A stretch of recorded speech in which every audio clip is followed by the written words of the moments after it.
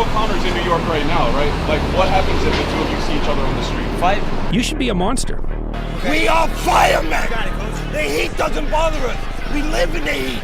We train in the heat. Yeah, let's go. It tells us that we're ready. We're at home. We're where we're supposed to be. Flames don't intimidate us. What do? We control the flame. We control them. We move the flame where we want to.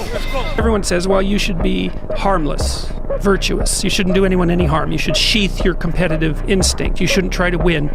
You know, you don't want to be too aggressive. You don't want to be too assertive. You want to take a back seat and all of that. It's like, no. Wrong. You should be a monster, an absolute monster, and then you should learn how to control it. I own this town. I own Rio de Janeiro. So for him to say he is the king and I am the joker, if this was a different time, I would invade his favela on horseback and kill anyone that was not fit to walk. But we are in a new time, so I'll whoop his in July. Be the guy who embraces the ugly, the miserable. Be the guy who embraces hard work, the grind. Don't be afraid of being hurt. Don't be afraid of sacrificing some blood. Send me a message, like location, I'm gonna come. Whatever you want, doesn't matter. Ireland, New York, Brooklyn, or Moscow, doesn't matter. He should have killed me when he had the chance, because now I'm back and I'm gonna kill you and your whole team. You and their kids. That's what I feel. War. That's what's on my mind. I've been feeding the faith and I've been starving the doubt. So there's no doubt in my mind that I can't win this fight or that I won't knock Thomas Hearns out. Those who have swords and know how to use them, but keep them sheathed, will inherit the world. Peace. There will never be peace here. I always say you should aim for peace. But if you can't aim for peace, aim between the eyes. And that's it. I'm gonna aim right between that man's eyes. And this is never over. Never, ever, ever over. Get it. 19. Move me, son. Yeah. 20. You got some more in you. A harmless man is not a good man. A good man is a very, very dangerous man who has that under voluntary control. Who's gonna carry the boats and the logs? That's you, buddy. Show up, then you have a chance. If you don't show up, the outcome's simple. Never there, like an audition. If you show up to the audition, there's a chance you might get the part. If you're too scared to show up and you sit back at home, wondering what if and everything else, no one in hell is gonna call you an opportunity, because you weren't present.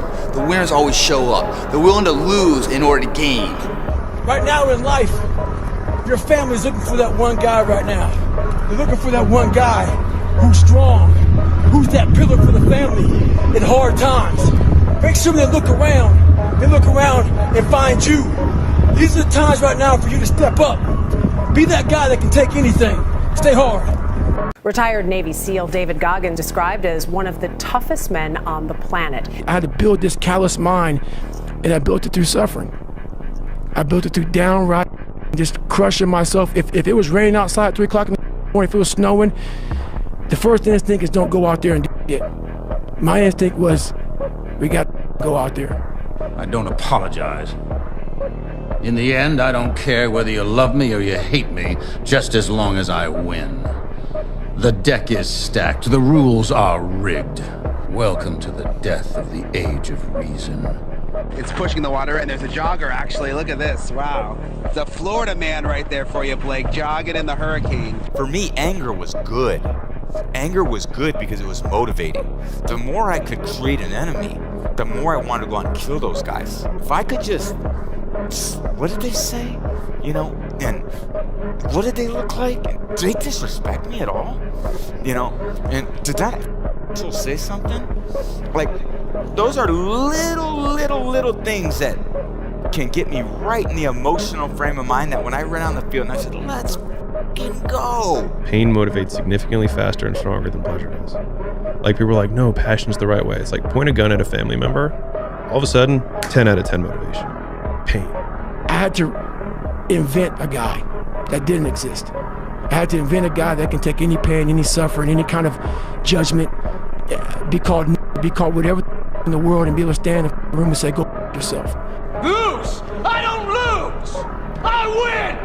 I win! That's my job! That's what I do! If you have to ask how to get motivated to go to the gym, you don't need to be going to the gym.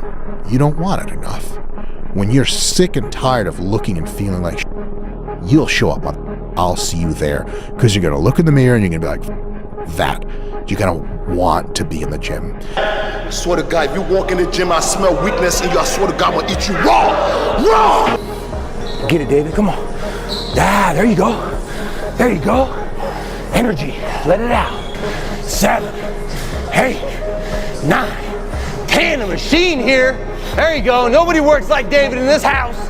13. Come on. 14. Come on. 15. Shut that muscle down. 16. Come on. Get it. 17. See, I'm not a monster. I'm a man of my word. You can't just give up on Wilson. You know he needs you. You know he's making an impossible choice. He just doesn't want to live in pain. Life is pain. I wake up every morning, I'm in pain. I go to work in pain. You know how many times I wanted to just give up? How many times I've thought about ending it? I can't.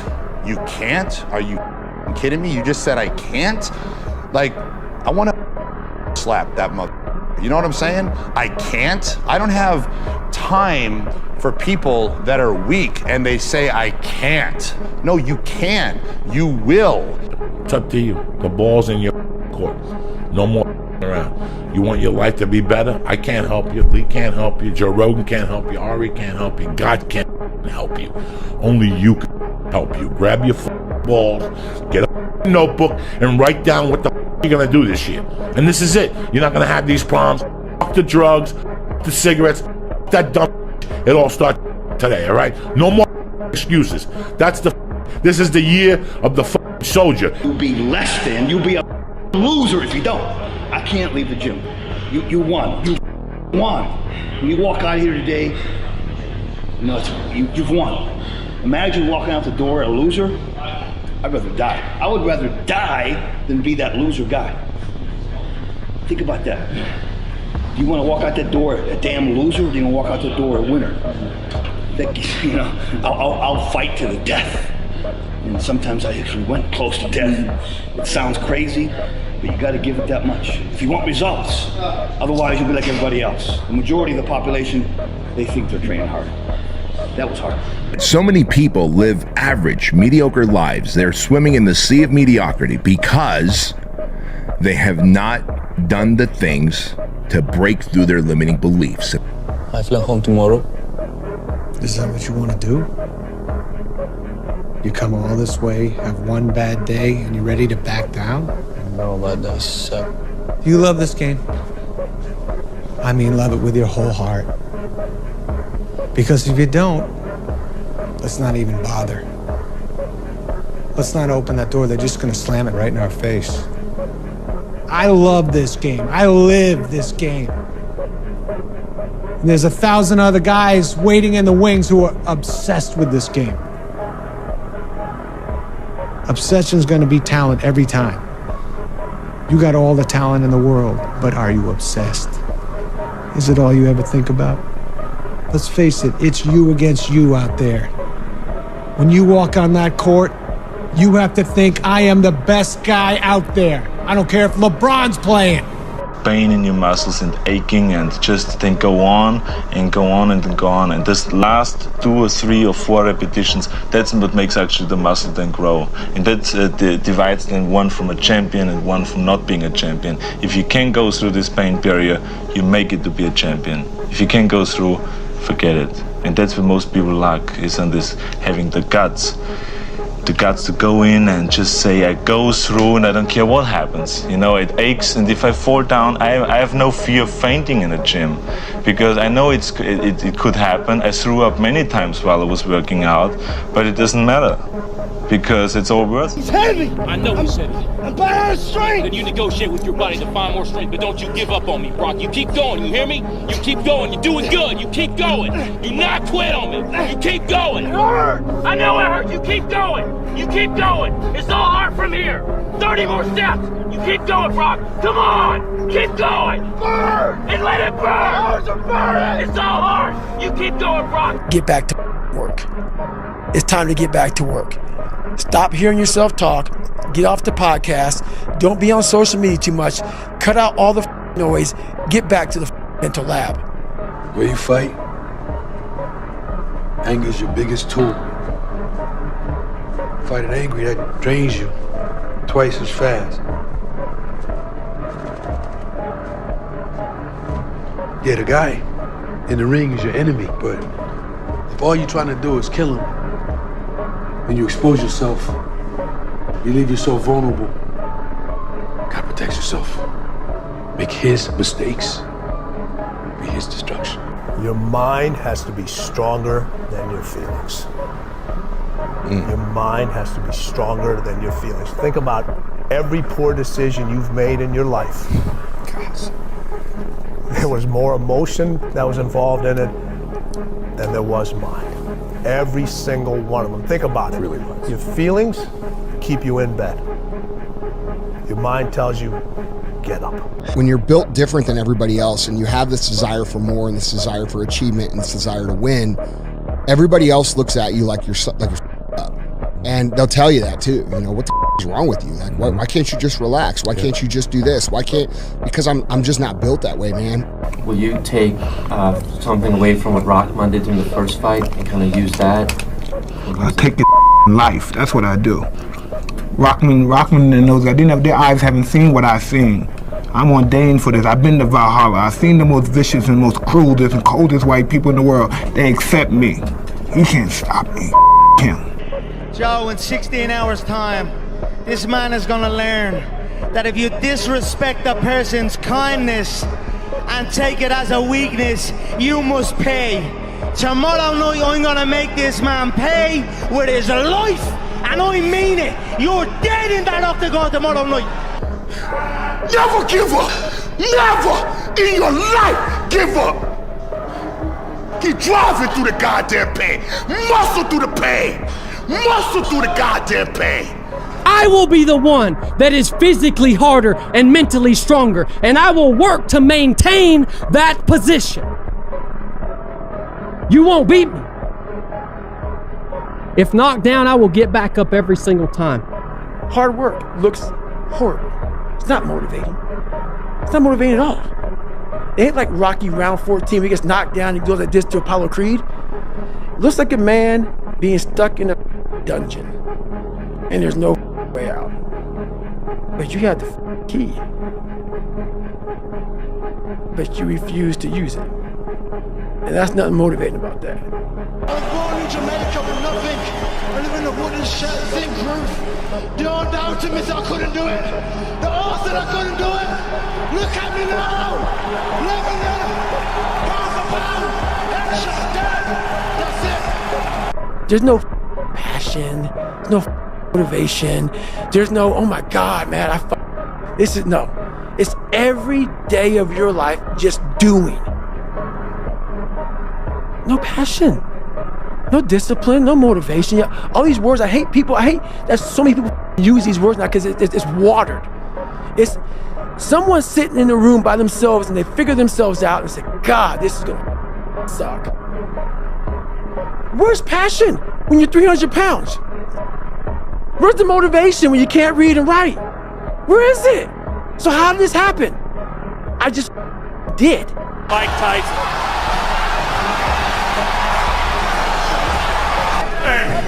Listen up here. Hey! They may call you Kid Dynamite. You mess with me, I'll put your fuse out.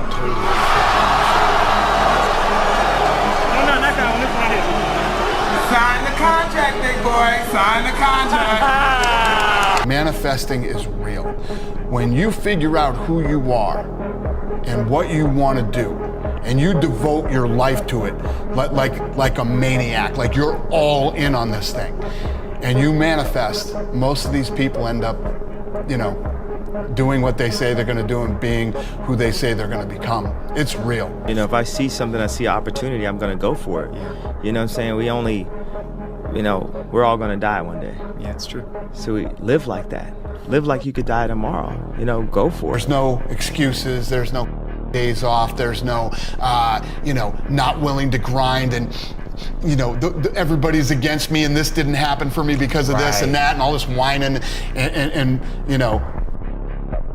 a lot of people do these days. It's these people who dive in and they're hardcore and they're focused and they know what they want, they know who they are, and they lay out these short-term goals and this roadmap on how to get there. Most of those people make it. I became obsessed. I became obsessed with being the baddest that God ever created.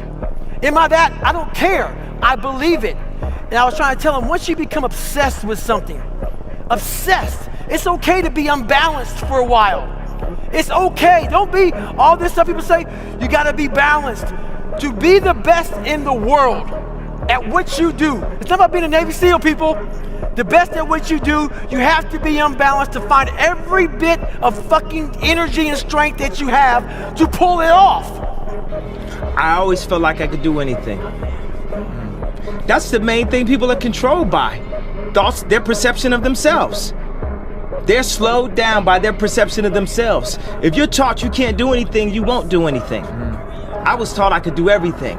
People have a hard time understanding that you have to have faith in the actual process. And what I mean by that is this.